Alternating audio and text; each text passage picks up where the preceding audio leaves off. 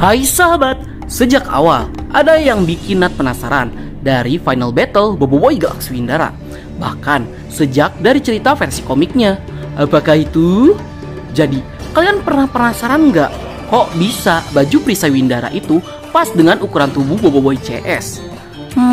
Kalau kalian punya jawaban sendiri, silahkan tuliskan di kolom komentar. Soalnya di konten kali ini, Nat juga punya alasan logis yang bisa Monsta gunakan untuk menjawab pertanyaan ini. Baiklah, biar gak kelamaan di intro, mending langsung saja kita mulai. Boboiboy Galaxy Windara episode 6, Amukan Beliung, Rahasia Perisai Windara. Let's check this out. Yeay!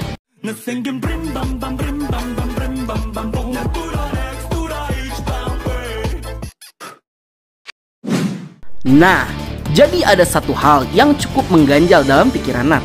Kok bisa perisai legendaris Windara yang dijaga baik oleh keluarga Toriam bisa-bisanya ukuran perisainya pas dan cocok dengan kuasa Boboiboy dan kawan-kawannya? What? Jadi maksud Nat tuh gini, setiap perisai yang digunakan Boboiboy dan kawan-kawannya itu seperti bukan perisai sembarangan. Itu karena perisainya seperti dibentuk dan dibuat khusus untuk Boboiboy dan kawan-kawan. Kalian mau bukti? 1.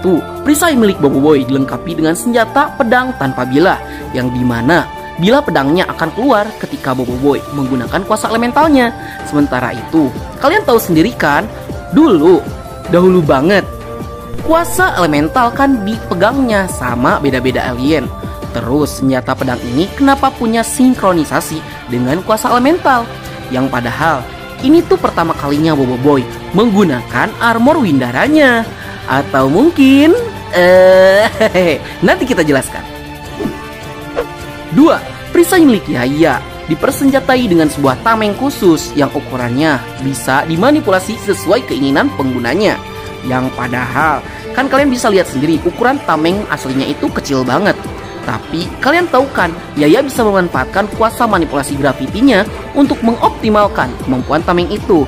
Dan ngedefense dari jarak jauh pun, bahkan tamengnya bisa mengubah gravitasi Yaya menjadi tameng yang lebih besar lagi. Sehingga aneh rasanya, senjata tameng itu seperti dibuat untuk mengoptimalkan kekuatan Yaya. Dan FYI, Yaya itu belum pernah diperlihatkan bisa membentuk gravitasinya. 3. Perisai milik Ying memiliki senjata pada bagian kakinya. Yang lagi-lagi, kayaknya di sini kalian juga udah pada bisa menyimpulkan.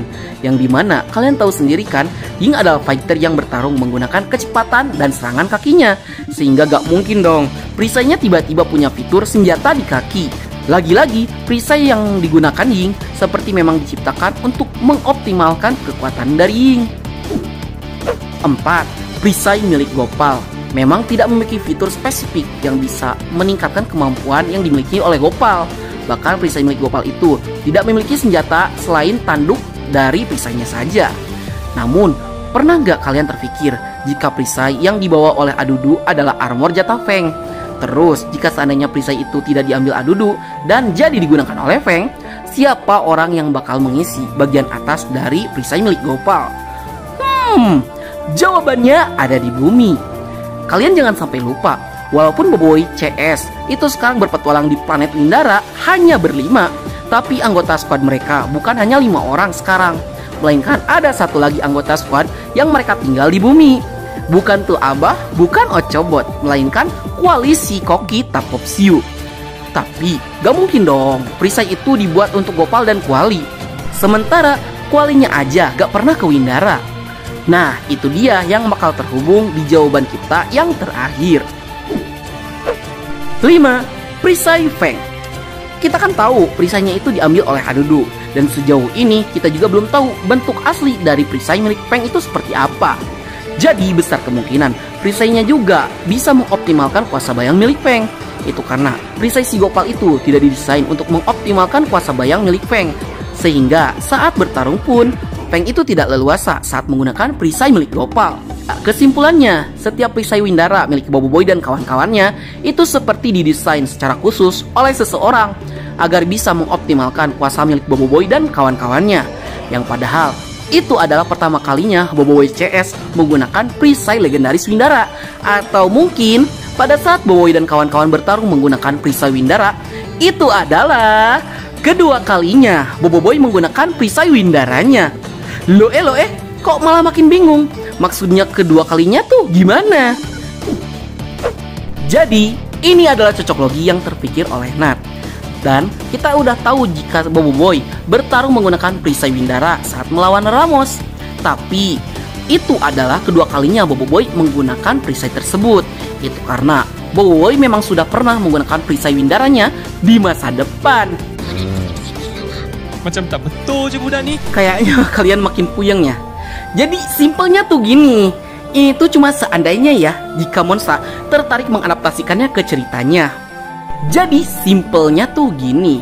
Bisa jadi di jalan cerita Boboiboy untuk musim berikutnya akan ada event time travel yang membuat Boboiboy CS terdampar ke masa lalu, yang dimana Boboiboy itu pindah ke masa kerajaan Windara sebelum dikuasai oleh Kupu Teri, yang dimana masih terdapat konflik di dalamnya.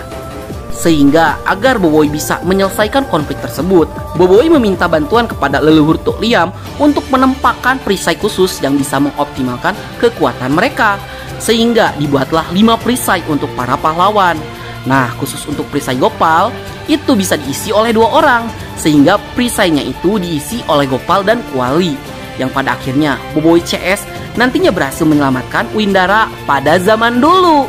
Dan dikarenakan di zaman tersebut Kupu Teri dan Ramos pun belum terlahir, jadi Boboiboy berpesan kepada leluhur Tuk Liam untuk menyimpan dan menjaga armor mereka di istana Kupuri.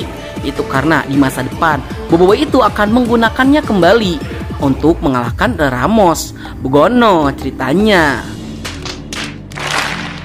Jika kalian masih bingung, nanti Nat bakal bikin penjelasan yang lebih jelas lagi kalau kalian masih bingung.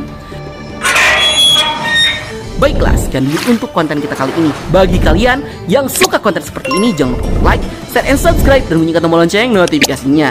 Akhir kata dari Nat, sayonara, arigatou gozaimashita, matane, bye!